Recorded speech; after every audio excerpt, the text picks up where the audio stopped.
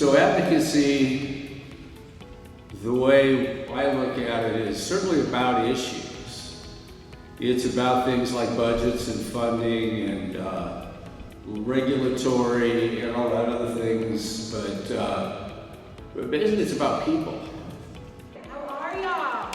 Good morning! Are you so excited to be here? I just want you to know that we are all super dressed up. We're ready to be here, and I know I'm with my peers. All of us have been touched by addiction in some way, right? And we're here for a reason. We're here for Recovery Day. The RRC, our mission is really to increase access to treatment. And treatment is a huge part of my story. I am a person in long-term recovery, and what that means to me is in 1 month, I'm gonna put it out there, even though we're supposed to do this one day at a time thing, right? In 1 month, I will celebrate 10 years without a drink or a drug. I identify as an addict in recovery. So my clean date is March 27, 2018. This means that this upcoming March I'll celebrate 7 years clean.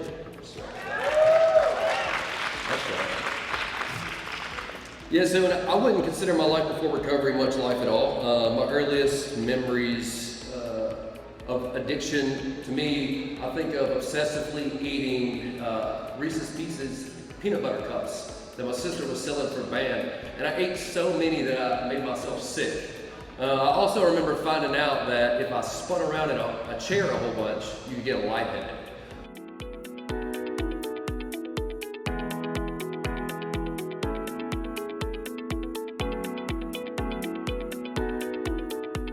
Yeah, I think us from the legislative standpoint, I certainly give a lot of credit to the opioid commission that we're talking about. Chairman Reynolds does a tremendous job in there, and one thing that he has done is he's made sure that the money goes where it needs to be going. You know, just last week, the $5 million I was talking about was to help veterans get back into the workforce, or to help them get back into life after serving. SAMHSA turned around and said that the National Association of Recovery Residents has the highest standards, and they put their stamp of approval on it. When I had the idea before a house was built or before a sheet was purchased, I went to their website and said, this is what I want to do, and this is how I want to be.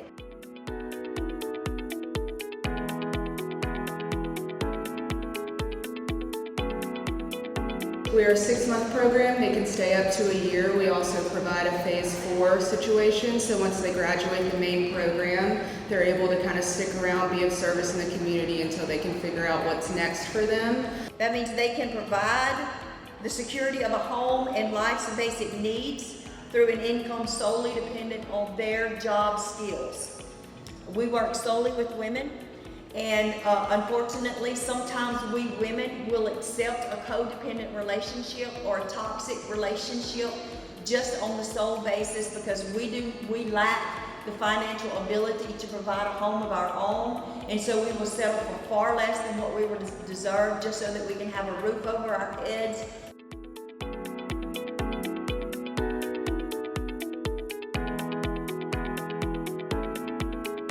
I think when I was a resident there, it made a bigger deal to me to know the guy that was telling me to make my bed also made his bed for 6 months every day. So it wasn't just a do as I say, it was a do as I do kind of thing. So that goes a long way with people early on, I think. I sought after it in relationships, but they only left me hurt and more empty than before.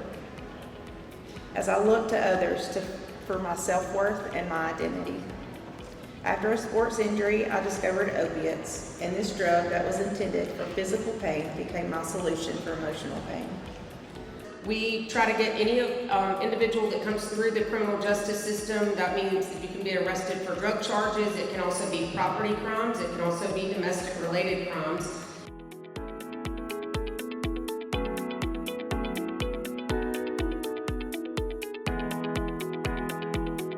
And we couldn't do it without partnering with each other. You know, oftentimes treatment, unless it's paired with wraparound services, it said don't ever attach yourself to a person, place, company, organization, or project.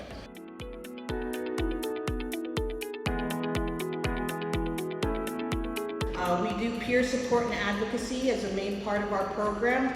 all of our workers have been through either our program or a similar program themselves. So we're happy to have our graduates working with us and supporting our women as far as they can go. I'm a recovering addict and also alcoholic who spent the last few decades trapped in addiction. But by the grace of God in a long-term faith-based facility called His Way, I am now 3 years, a little over 3 years clean and sober. One of my favorite quotes is, "Drugs was the solution to my problem that made my problems worse." I can change the word and say alcohol was the solution to my problem that made my problems worse.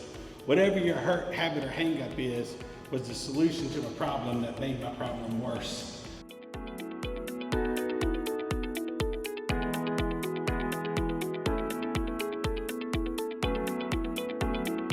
We do offer recovery basics and 12-step foundation. So that just really allows us to introduce and reinforce spiritual principles of the 12 steps as a foundation for recovery. We refer to outside agencies and different community partners for anger management, grief, and trauma counseling. You know, we've been hearing a lot about each other's struggles and stuff today, and I'm no stranger to the struggle, man. But my stuff started way before I ever picked up a drink or a drug, right? You know, and my story's not unique, and I wasn't comfortable with myself, couldn't stand the way I felt in my own skin, and didn't fit in. The list goes on. Our workforce development, engagement, and coaching services include resumes, connection to the Career Center, mock interviews utilizing the AI technology, and transportation to all interviews and vocational related needs. It's not a choice. It's a disease.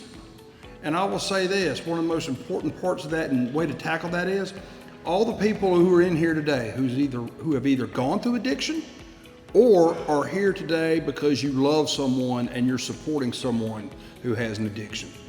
You can't beat that. That love, that nurturing, that, hey, I want you to make it, I love you.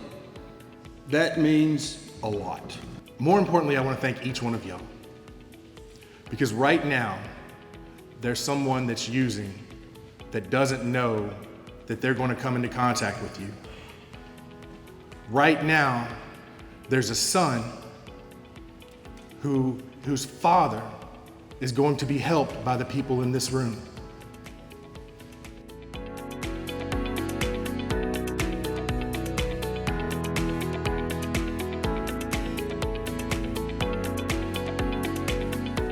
As luck would have it, I got in another wreck and another wreck. And I had all these things happen to me where back then, you remember, you could get pain pills for anything.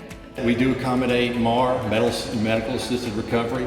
We're probably one of the few places in the state that do. And just to give a shout out for that, I thought it was going to be a nightmare, but it's ran very smoothly. We've had a lot of success with it. And if it was around the 4 different times I went to treatment, nobody talked about it. So when I got out of treatment, I went back into the same environment. Right? I really believe if I had that opportunity to go inside sober living residence, I never would have used all those years and years from the first time that I entered treatment, which was 1988, and didn't get clean until 1991. And so Pathfinders is a place that I know is going to be successful because I love to help. You have friends in the Alabama State House, whether you know it or not. There are people that want to help and make sure that we have resources for everyone here and everyone that's back home anyway. Substance abuse and recovery deals with every family, every person that you come in contact with.